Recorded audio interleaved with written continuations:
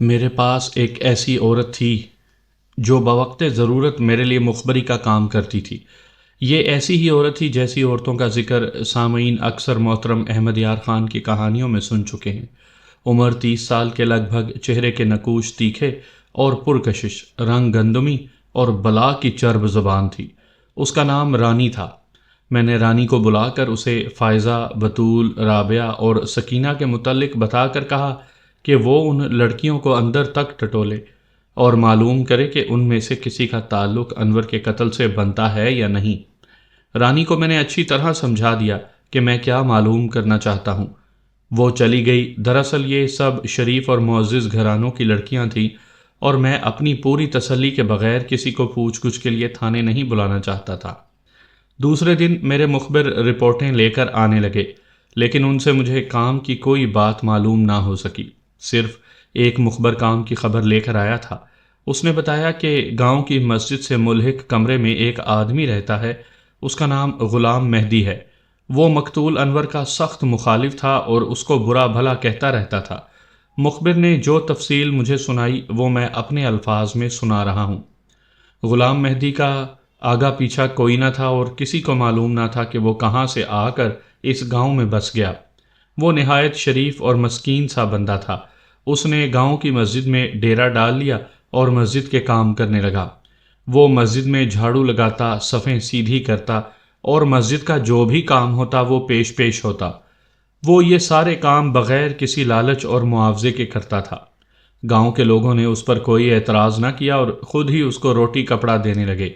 غلام مہدی مذہب سے جنون کی حد تک لگاؤ رکھتا تھا اور جس کسی کو مذہب کے خلاف کوئی کام کرتے دیکھ لیتا اس کو لیکچر دینے لگتا۔ لوگوں کو نماز روزے کی تلقین کرتا اور عورتوں کو سختی سے پردہ کرنے کے لیے کہتا۔ اس کی باتوں کا کوئی برا نہیں مانتا تھا۔ مذہب کے بارے میں اس کی شدت پسندی کی وجہ سے بعض منچلے اسے غلام مہدی کے بجائے امام مہدی بھی کہتے تھے۔ غلام مہدی کو جب انور کے متعلق معلوم ہوا کہ وہ تعویذ دھاگا کرتا ہے اور اس کے پاس عورتوں کا جھمگھٹا لگا رہتا ہے تو اس کو بہت غصہ آیا اور وہ انور کو برا بھلا کہنے لگا کہ وہ خلاف شرع کام کر رہا ہے اور عورتوں کو وہاں نہیں جانا چاہیے۔ چند مرتبہ اس نے مقتول انور کو راستے میں روک کر کہا تھا کہ وہ یہ غیر اسلامی حرکتیں بند کر دے اور نامحرم عورتوں کو جھاڑ پھونک کرنا بند کر دے۔ مقتول انور کی طبیعت میں بڑا صبر اور تحمل تھا۔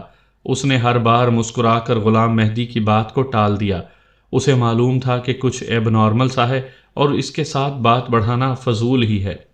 گاؤں کی مسجد کے امام کو یہ سب باتیں معلوم تھیں اور اس نے غلام مہدی کو سمجھانے کی کوشش بھی کی تھی کہ وہ دوسروں کے معاملے میں نہ بولا کرے اور بس اپنے کام سے کام رکھا کرے، مگر اس بات کا غلام مہدی پر کوئی اثر نہیں ہوا بلکہ الٹا اثر ہوا اور اس نے کہا کہ انور دین کے الٹ کام کرتا ہے، اس لیے وہ واجب القتل ہے اگر وہ اپنی حرکتوں سے باز نہ آیا۔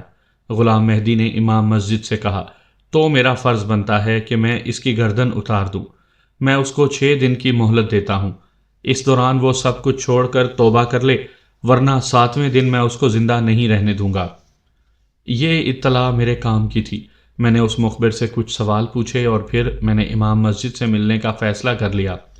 یہ بات جو میرا مخبر معلوم کر کے لایا تھا کسی کے بھی علم میں نہیں تھی۔ اس مخبر کو بس اتفاقیہ اس بات کا علم ہو گیا تھا۔ ہوا اس طرح کہ میرا مخبر لوگوں میں گھوم پھر کر معلومات حاصل کر رہا تھا۔ جب اس کا گزر مسجد کے قریب سے ہوا تو اسے مسجد کے اندر سے باتیں کرنے کی آواز سنائی دی۔ اس نے قریب ہو کر سنا تو آواز صاف سنائی دینے لگی۔ دیکھا آپ نے مولوی صاحب، ایک آواز کہہ رہی تھی، اس بے دین کو 7ویں دن کا سورج دیکھنا نصیب نہیں ہوا۔ میں نے اسے 6 دن کی مہلت دی تھی کہ یہ سب فراڈ اور ڈھکوسلے بازی چھوڑ دے، مگر وہ نہیں مانا اور خواہ مخواہ اپنی جان سے گیا۔ آہستہ بولو کمبخت، دوسری آواز آئی، کسی نے سن لیا تو سیدھے پھانسی کے تختے پر پہنچ جاؤ گے۔ میرے مخبر نے احتیاط سے آگے ہو کر دیکھا تو غلام مہدی اور امام مسجد باتیں کر رہے تھے۔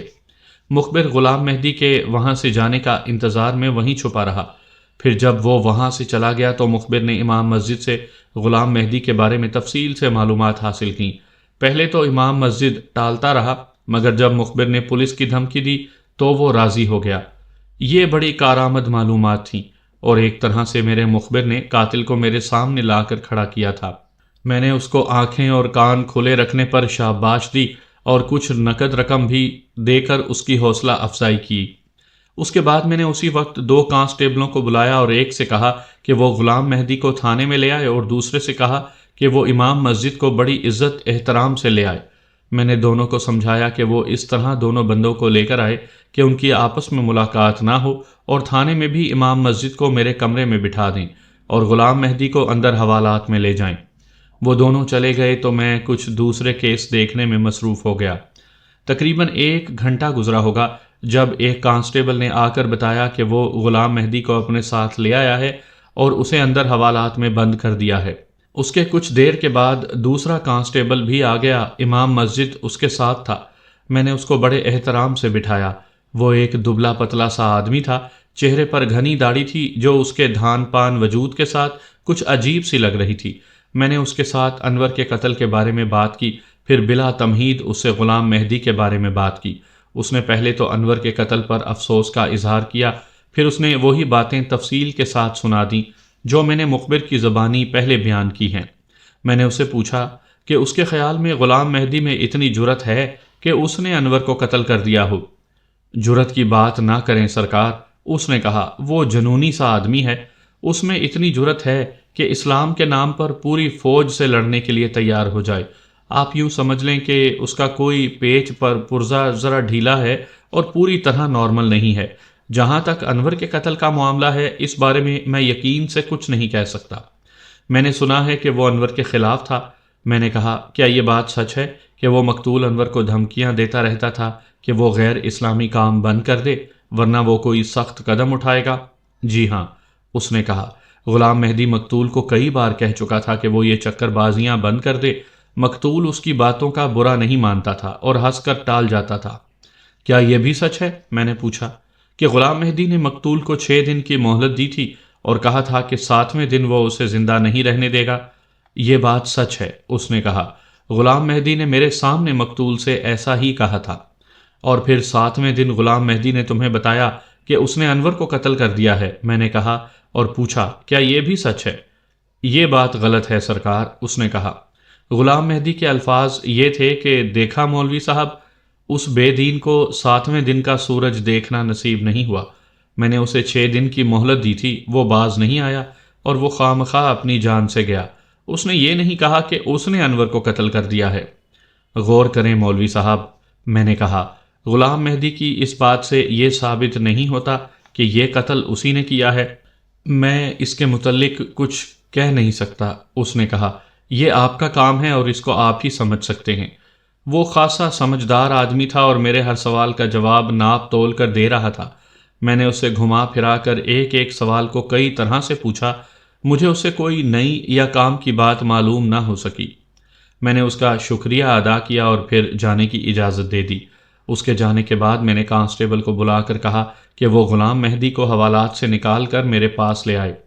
تھوڑی دیر کے بعد کانسٹیبل غلام مہدی کو لے آیا۔ وہ ایک پختہ عمر آدمی تھا، صحت مند جسم اور سرخ و سفید رنگت، چہرے پر گھنی داڑھی اور سر پر ایک میلی سی ٹوپی پہنے ہوئے تھے۔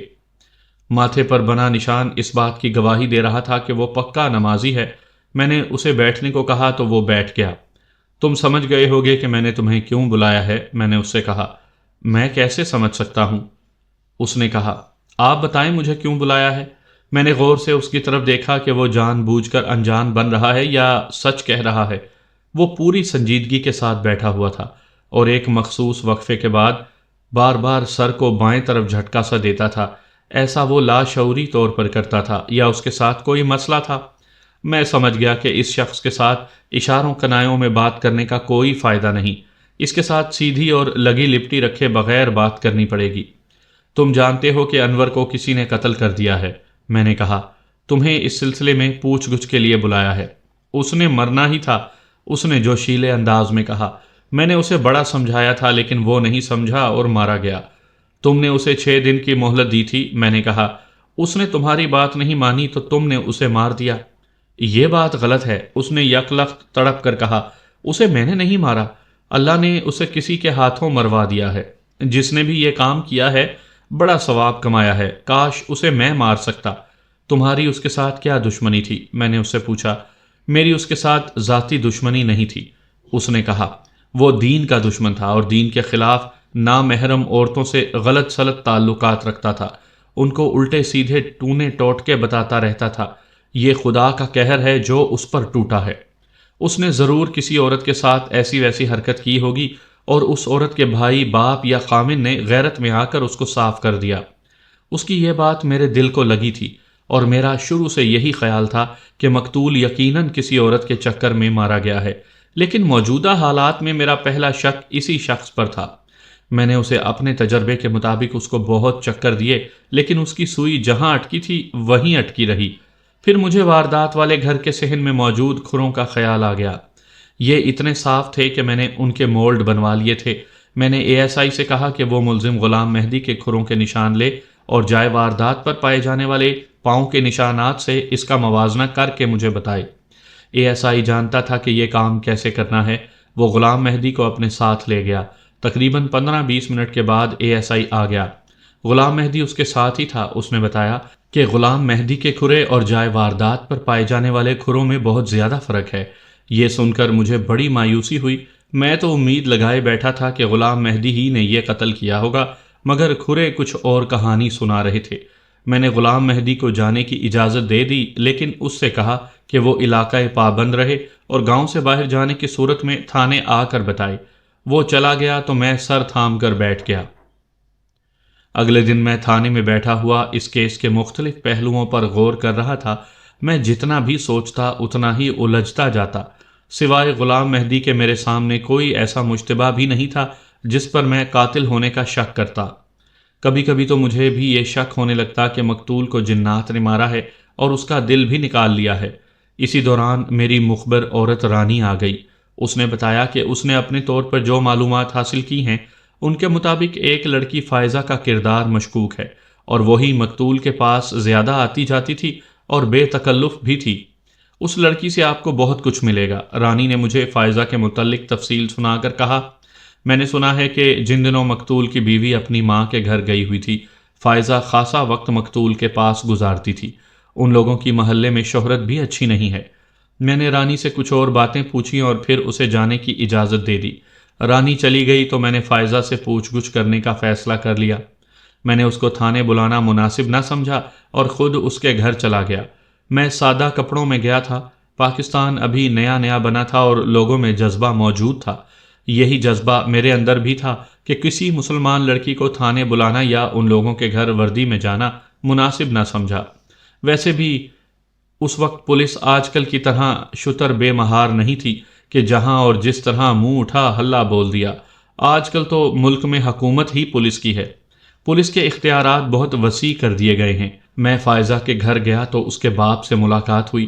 میں نے اس سے اپنا تعارف کرایا اور اپنے آنے کا مقصد بیان کیا تو وہ گھبرا گیا۔ اس نے اندر جا کر بیٹھک کا دروازہ کھولا اور مجھے اندر بٹھا کر لسی پانی کا پوچھا۔ میں نے انکار کر دیا اور کہا کہ وہ تھوڑی دیر کے لیے فائزہ کو بلوا دے۔ اس نے تھوڑی ہچکچاہٹ کا مظاہرہ کیا تو میں نے اس کو سمجھایا کہ مجھے اس کی عزت کا پورا خیال ہے اور اسی لیے وردی کے بجائے میں سادہ لباس میں خود آ گیا ہوں، ورنہ میں اس کی بیٹی کو تھانے بھی بلوا سکتا تھا۔ میری بات اس کی سمجھ میں آ گئی اور وہ فائزہ کو بلا لایا۔ وہ آ گئی۔ وہ گورے رنگ کی تیکھے نکوش والی لڑکی تھی۔ اس کے چہرے پر نمایاں چیز اس کی آنکھیں تھیں اور بڑی بڑی اور شفاف تھیں۔ ان آنکھوں کو دیکھ کر میرے ذہن میں فوراً ہی جھیل جیسی آنکھوں کی اصطلاح آ گئی۔ دیہاتی ماحول کی پروردہ ہونے کے باوجود وہ ڈری یا سہمی ہوئی نہیں تھی اور نہ ہی اس میں کوئی جھجک تھی۔ اس کا باپ میرے کہنے کے مطابق اس کو چھوڑ کر چلا گیا۔ میں نے اس کے ساتھ ادھر ادھر کی باتیں کی۔ جب وہ کھل کر باتیں کرنے لگی تو میں نے اسے مقتول انور کا ذکر چھیڑ دیا۔ ایک دم اس کی کیفیت بدل گئی اور وہ کچھ پریشان اور اداس نظر آنے لگی۔ مجھے تمہاری مدد کی ضرورت ہے، میں نے اس سے کہا۔ میں تمہارے استاد اور دوست کے متعلق کچھ پوچھنے آیا ہوں۔ لڑکی بڑی بیدار مغز تھی۔ فوراً میرے جملے کو پکڑ لیا اور تصحیح کی کہ وہ میرے استاد تھے، دوست نہیں۔ میرے اور ان کے درمیان احترام کا رشتہ تھا، فائزہ نے کہا۔ البتہ میں دوسروں سے زیادہ ان کے قریب تھی، اتنا قریب کہ وہ میرے ساتھ ہر بات اس طرح کر لیتے تھے جیسے کسی بے تکلف دوست سے کی جا سکتی ہے۔ یہ میرے لیے بڑے کام کی بات تھی کہ مقتول اس لڑکی کے ساتھ رازداری کی باتیں بھی کر لیا کرتا تھا۔ مقتول کا کوئی دوست نہ ہونے کی کمی یہ لڑکی پوری کر سکتی تھی۔ میں نے اس سے پوچھا کہ مقتول نے کبھی اسے بتایا ہوگا کہ اس کا کسی کے ساتھ کوئی لڑائی جھگڑا ہوا ہو یا کوئی ذاتی دشمنی وغیرہ؟ انہوں نے کبھی ایسی کوئی بات نہیں کی، فائزہ نے کہا۔ دراصل وہ لڑنے جھگڑنے والے انسان ہی نہیں تھے، اس دنیا میں ان جیسا انسان کوئی ہوتا ہے۔ وہ اچانک جذباتی ہو گئی اور پھر اس کے آنسو بہہ نکلے۔ پھر اس نے رندھی ہوئی آواز میں کہا، اللہ اس کو موت دے جس نے یہ ظلم کیا ہے۔ کچھ دیر کے لیے کمرے کا ماحول افسردہ ہو گیا، پھر فائزہ سنبھل گئی اور میں نے باتوں کا سلسلہ دوبارہ شروع کر دیا۔ ایک بات سوچ کر بتاؤ فائزہ، میں نے اس سے کہا، تمہارے استاد کی پاس بہت سی عورتوں کا آنا جانا لگا رہتا تھا، تمہاری نظر میں کوئی ایسی عورت یا لڑکی ہے جس پر مقتول خصوصی توجہ دیتا ہو یا وہ زیادہ وہاں آتی جاتی ہو؟ ایسی ایک لڑکی ہے، فائزہ نے کہا، اس کا نام زلیخا ہے اور اس پر مرحوم بہت توجہ دیتے تھے۔ اس کی وجہ وہ یہ بتاتے تھے کہ اس لڑکی پر دورے پڑتے ہیں اور اس کے گھر والوں کا کہنا ہے کہ اس پر کسی خبیث جن کا سایہ ہے۔ مقتول نے فائزہ کو زلیخا کے متعلق جو تفصیل بتائی تھی وہ اس نے مجھے سنا دی۔ میں سامعین کی دلچسپی کی خاطر یہ تفصیل سنا دیتا ہوں۔ زلیخا کی ایک خالہ عرصہ دراز سے بے اولاد تھی، اس کی شادی کو 11واں سال تھا اور ابھی تک گوہر مراد ملا نہیں تھا۔ اس عورت کو کسی دوسری عورت نے انور کے متعلق بتایا کہ اس کے ہاتھ میں بڑی شفا ہے۔ وہ مقتول کے پاس آ گئی، اس نے تحقیق کی تو اس نتیجے پر پہنچا کہ اصل نقص اس کے شوہر میں ہے۔ اس نے شوہر کو کچھ آزمودہ دوائیاں استعمال کرائیں تو اللہ نے ان کو اولاد کی نعمت دے دی۔ جب زلیخا کو دورے پڑنے شروع ہوئے تو یہ عورت جو مقتول کو اپنا پیر و مرشد ماننے لگی تھی، زلیخا کو مقتول کے پاس لے گئی اور اسے بتایا کہ لڑکی پر جن بھوت کا سایہ ہے۔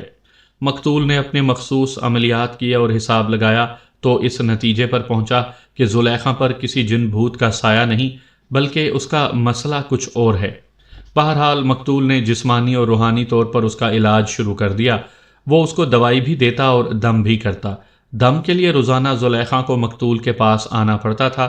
اس علاج سے وہ ٹھیک ہونے لگی تھی۔ زلیخا کا اصل مسئلہ توجہ اور پیار محبت کی کمی تھا۔ مقتول اس کا یہ مسئلہ سمجھ گیا تھا۔ ایک دن باتوں باتوں میں زلیخا مقتول کے آگے رو پڑی اور اس نے اپنے سینے میں رکا ہوا غبار مقتول کے آگے اگل دیا۔ یہ خاصے خوشحال لوگ تھے۔ زلیخا کا باپ بڑی عمر کا تھا جبکہ ماں خاصی کم عمر تھی۔ زلیخا کے باپ نے اپنے سے آدھی عمر کی لڑکی سے شادی کی تھی۔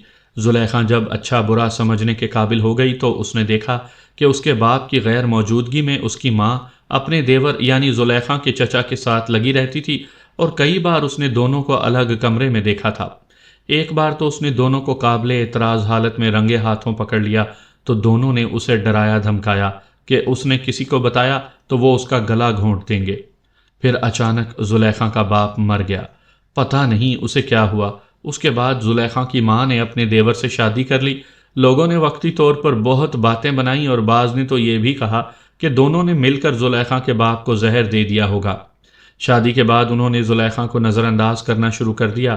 پھر ان کا ایک بیٹا ہو گیا تو انہوں نے زلیخا پر یہ ذمہ داری ڈال دی کہ وہ بچے کو سنبھالے، اس کو صاف ستھرا رکھے۔ انہوں نے اسے نوکرانی کا درجہ دے دیا۔ زلیخا تنہا رہنے لگی اور رفتہ رفتہ اعصابی مریضہ بن گئی اور اس پر اعصاب زدگی کے دورے پڑنے لگے۔ ان دوروں کو جن بھوت کا کارنامہ سمجھا گیا۔ مقتول جب قتل ہوا تو لوگوں کا خیال تھا کہ اسے زلیخا کے جن نے قتل کیا ہے اور اس کا دل نکال کر کھا لیا ہے۔ فائزہ نے بڑی لمبی بات سنا دی تھی جو میں نے یہاں بیان کر دی ہے۔ میں نے فائزہ سے اور بھی بہت سے سوالات پوچھے تھے جن کا اس نے بڑی تفصیل سے جواب دیا تھا۔ فائزہ سے پوچھ گچھ سے صرف یہ معلوم ہو سکا کہ قتل سے پہلے زلیخا کا مقتول کے ہاں آنا جانا بہت زیادہ تھا۔ میں جتنا اس کیس پر غور کرتا اتنا ہی الجھتا جاتا، کوئی سرا ہی نہیں مل رہا تھا۔ میں نے زلیخا سے بھی پوچھ گچھ کرنے کا فیصلہ کر لیا۔ زلیخا کے متعلق پتہ چلا کہ وہ واردات والے گاؤں سے ذرا دور ایک دوسرے گاؤں میں رہتی ہے۔ میں نے ایک کانسٹیبل کو بھیجا کہ وہ زلیخا کے گاؤں جائے اور اس کے باپ سے کہے کہ وہ زلیخا کو لے کر کل تھانے آ جائے۔ زلیخا کا اپنا باپ تو مر چکا تھا، اس کا چچا ہی اس کا باپ تھا۔ دوسرے دن زلیخا ایک پختہ عمر آدمی کے ساتھ تھانے آ گئی۔ میرا خیال تھا کہ یہ زلیخا کا ستیلا باپ ہوگا، لیکن جب اس نے اپنا تعارف کرایا تو پتہ لگا کہ وہ اس کا ماموں ہے۔ یہ ماموں فوج میں کوئی لانس نائک وغیرہ تھا اور میرے ساتھ بڑے روب سے بات کرتا تھا۔ آپ نے زلیخا کو تھانے کیوں بلایا ہے؟ اس نے بڑے روب سے پوچھا۔ ایک شخص قتل ہو گیا ہے، میں نے اس کے روب کو نظر انداز کرتے ہوئے کہا۔ میں اس قتل کی تفتیش کر رہا ہوں اور اس کے لیے جس سے ضروری سمجھوں گا تفتیش کروں گا۔ لیکن زلیخا کا اس قتل سے کیا تعلق ہے؟ اس نے پوچھا۔ اس کو صرف پوچھ گچھ کے لیے بلایا گیا ہے، میں نے کہا۔ اس پر کوئی قتل کا الزام نہیں ہے، آپ مجھے اپنا کام کرنے دیں اور باہر بیٹھیں۔ میری یہ بات سن کر وہ بپھر گیا اور کہنے لگا کہ وہ باہر نہیں جائے گا۔ میں نے 2 کانسٹیبلوں کو بلایا اور ان سے کہا کہ یہ آدمی سرکاری کام میں مداخلت کر رہا ہے، اگر یہ باہر جانے کو تیار نہیں تو اسے حوالات میں بند کر دو، میں اس کے خلاف کیس درج کر لوں گا۔ جب اس نے میرے تیور دیکھے تو بڑبڑاتا ہوا باہر چلا گیا۔ میں نے زلیخا کو بیٹھنے کو کہا تو وہ بیٹھ گئی۔ اس کی حالت بری ہو رہی تھی، صاف نظر آ رہا تھا کہ وہ ابھی رو دے گی۔ میں نے اسے تسلی دلاسا دیا کہ وہ گھبرائے بالکل نہیں، اسے صرف چند باتیں پوچھنے کے لیے بلایا ہے۔ میں نے اسے مقتول انور کے بارے میں پوچھا کہ وہ کیسا آدمی تھا۔ ایسا لگتا ہے کہ میرا باپ ایک بار پھر مر گیا ہے، اس نے کہا، اور پھر اس کے ضبط کا بندھن ٹوٹ گیا اور وہ ہچکیاں لے لے کر رونے لگی۔ تمہیں کسی پر شک ہے؟ میں نے اس سے پوچھا کہ فلاں آدمی نے اسے قتل کیا ہوگا، یا کسی کے ساتھ اس کا جھگڑا ہوا ہو، یا کسی نے اسے قتل کی دھمکی دی ہو۔ ذرا سوچ کر بتاؤ کہ ایسی کوئی بات ہوئی ہو یا مقتول نے تمہارے ساتھ کوئی ذکر کیا ہو۔ میرے علم میں ایسی تو کوئی بات نہیں، اس نے جواب دیا۔ نہ انہوں نے کسی بات کا کبھی میرے ساتھ کوئی ذکر کیا۔ پھر وہ بڑے جذباتی انداز میں مقتول کی تعریفیں کرنے لگی۔ وہ بولتی کم تھی اور روتی زیادہ تھی۔ وہ روتے روتے اچانک رک گئی اور کچھ سوچنے لگی۔ ایک بات یاد آ گئی ہے، شاید آپ کے کام کی ہو۔ پھر اس نے جو بات سنائی وہ سن کر میں چونک اٹھا۔ اس نے بتایا کہ مقتول کے آستانے پر سب سے زیادہ آنا جانا ایک لڑکی فائزہ کا تھا۔ وہ اکثر وہاں نظر آتی تھی۔ ایک روز زلیخا کی موجودگی میں فائزہ کا بھائی اسے لینے آ گیا۔ وہ خاصے غصے میں معلوم ہوتا تھا اور فائزہ کے ساتھ بڑے سخت لہجے میں بات کرتا تھا۔ اس نے فائزہ کو ساتھ لے جاتے ہوئے غصے میں یہ الفاظ کہے تھے، ایسے بڑے فراڈیے دیکھے ہیں میں نے۔ اس نے فائزہ سے کہا، تعویذ دھاگے کی آڑ میں لوگوں کی عزت سے کھیلتے ہیں، میرا بس چلے تو ایسے فراڈیے کے ٹکڑے کر دوں۔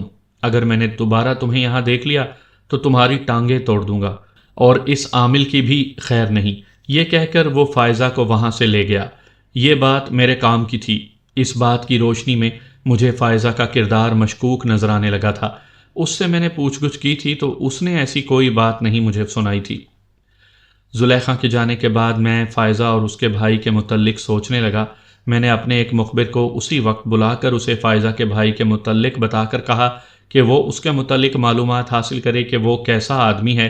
مخبر چلا گیا تو اچانک میرے ذہن میں ایک ایسی بات آ گئی جو پہلے نہیں آئی تھی، حالانکہ یہ بالکل سامنے کی بات تھی۔ مجھے اس ادارے میں جا کر پتہ کرنا چاہیے تھا جس میں مقتول کام کرتا تھا۔ بے شک گاؤں میں اس کا کوئی بے تکلف دوست نہیں تھا، لیکن جہاں وہ کام کرتا تھا وہاں ضرور کوئی نہ کوئی ایسا شخص ہوگا جس کے ساتھ اس کی بے تکلفی ہوگی۔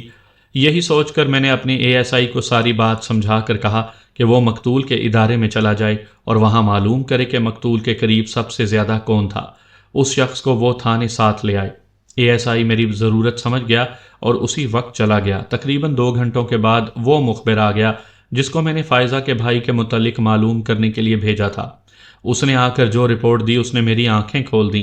اس نے جو رپورٹ دی وہ میں مختصراً آپ کو سنا دیتا ہوں۔ فائزہ کے بھائی کا نام جمیل عرف جیلا تھا۔ پکا بدماش آدمی تھا اور لڑائی جھگڑے کا شوقین تھا۔ ابھی تک پولیس کے ہاتھ نہیں چڑھا تھا۔ اسے بدماشی کرنے اور دوسروں پر روب گانٹھنے کا شوق تھا۔ اس کا اٹھنا بیٹھنا اپنے جیسے لفنگوں کے ساتھ تھا جن میں کئی پکے وارداتیے بھی تھے۔ میرے لیے اتنی معلومات ہی کافی تھی۔ ان معلومات کی روشنی میں جیلے پر میرا شک پکا ہو گیا تھا کہ یہ پر اسرار قتل اسی نے کیا ہے۔ میں نے اسی وقت فائزہ کے بھائی جمیل عرف جیلے کو گرفتار کرنے کا فیصلہ کر لیا۔ پہلے تو میں نے سوچا کہ کانسٹیبلوں کو بھیج کر جمیل کو تھانے بلوا لوں، لیکن پھر میں نے سوچا کہ اسے خود جا کر باقاعدہ گرفتار کروں۔ ابھی میں اسی شش و پنج میں تھا کہ میرا ASI آ گیا۔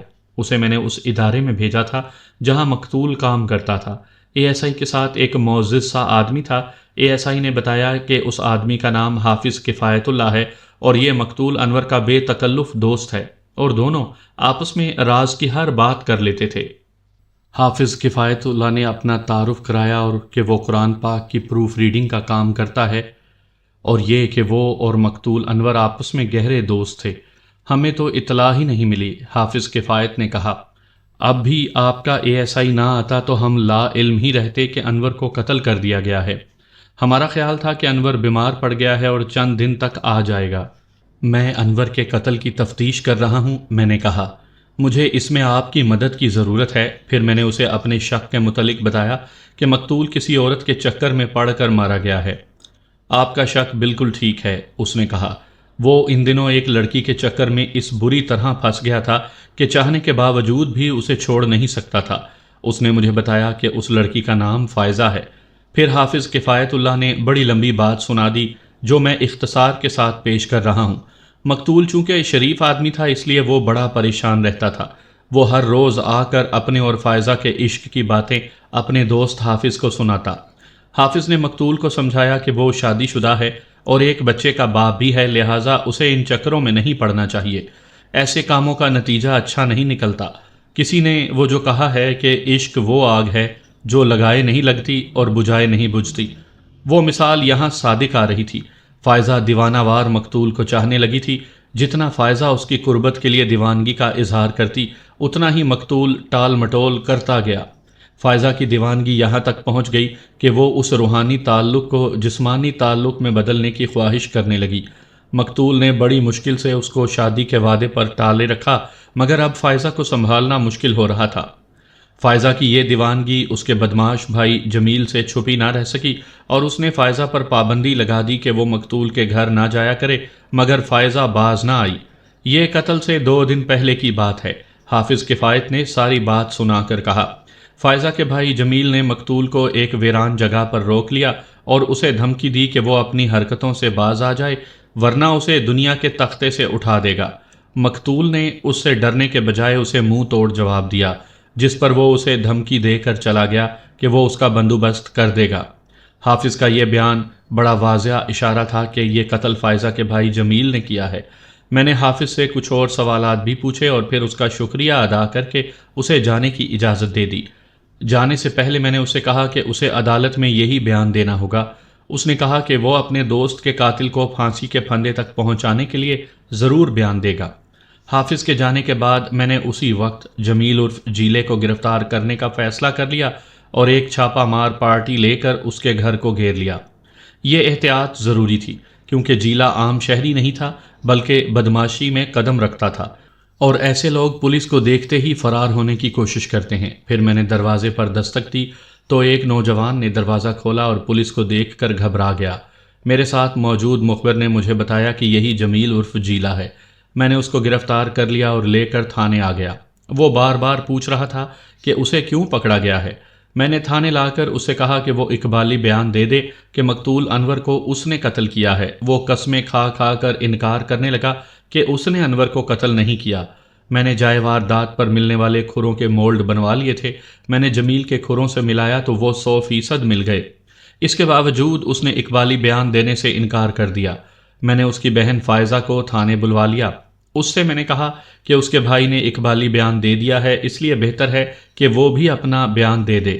وہ میرے اس جھانسے میں آ گئی اور اس نے بڑی تفصیل سے ہر بات سنائی۔ میں نے ایک بات نوٹ کی کہ اپنے بھائی کے خلاف بیان اس انتقامی جذبے سے دے رہی تھی کہ وہ مقتول انور کو پسند کرتی تھی اور اس کے بدمعاش بھائی نے اسے اس کے سامنے قتل کر دیا تھا۔ میں فائزہ کا مختصر بیان کر کے آپ کو سنا دیتا ہوں جو بڑا ہی طویل تھا۔ فائزہ کی عمر اس وقت 27 سال ہونے کو آئی تھی مگر ابھی تک اس کی شادی نہیں ہوئی تھی۔ اس کی وجہ یہ تھی کہ جو بھی رشتہ آتا اس کے بھائی کی بدماشی اور بدنامی کی وجہ سے لڑکے والے بھاگ جاتے۔ فائزہ اس صورتحال کی وجہ سے پریشان تھی۔ اس کے فطری تقاضے پورے نہ ہونے کی وجہ سے اس نے انتقامی رویہ اختیار کر لیا اور مقتول سے دوستی لگا لی۔ فائزہ نے مجھے صاف بتایا کہ وہ مقتول سے جسمانی تعلق چاہتی تھی لیکن مقتول انتہائی شریف آدمی تھا اور اس کو سمجھاتا رہتا تھا۔ فائزہ سمجھنے سمجھانے کے مرحلے سے آگے بڑھ چکی تھی اور پوری طرح باغی ہو چکی تھی۔ پھر جب مقتول کی بیوی اپنی ماں سے ملنے گئی ہوئی تھی تو فائزہ نے اس موقع کو غنیمت جانا اور واردات والی رات چوری چھپے مقتول کے پاس جا پہنچی۔ مقتول اتنی رات کو اسے دیکھ کر گھبرا گیا اور اسے واپس جانے کو کہا، لیکن فائزہ اس کی منت سماجت کر کے اس کے ساتھ اندر چلی گئی۔ اس نے مقتول کو ایک سونے کی انگوٹھی اور رومال تحفے میں دیا، جس پر اس نے سرخ دھاگے سے 2 دل کاڑے تھے جو ایک سفید تیر میں پروئے ہوئے تھے۔ مقتول نے دونوں چیزیں لے لیں۔ رات کے اندھیرے میں تنہا گھر میں فائزہ مقتول کے ساتھ لگ کر بیٹھی ہوئی تھی۔ اچانک انہیں صحن میں کسی کی آہٹ کی آواز سنائی دی۔ آواز اگرچہ ہلکی تھی لیکن رات کے سناٹے میں صاف سنائی دی۔ ذرا سی دیر کے بعد ایک سایہ سا کمرے کے اندر آ گیا۔ فائزہ نے اسے اندھیرے کے باوجود پہچان لیا۔ وہ اس کے بھائی جمیل کا تھا۔ اس نے نیفے سے کمانی دار چاقو نکال کر کھول لیا۔ اسے دیکھ کر مقتول انور اور فائزہ گھبرا کر کھڑے ہو گئے۔ جمیل نے آنن فانن انور کے سینے پر چاقو کا وار کیا۔ مقتول انور چاقو کا وار سینے پر لے کر اذیت سے دوہرا ہو گیا اور پھر وہ ڈولتے ہوئے ادھر ادھر سہارا تلاش کرنے لگا۔ فائزہ اس کے نزدیک کھڑی تھی۔ اس نے ہاتھ بڑھا کر فائزہ کو پکڑنا چاہا لیکن اس کے ہاتھوں میں فائزہ کے بال آ گئے۔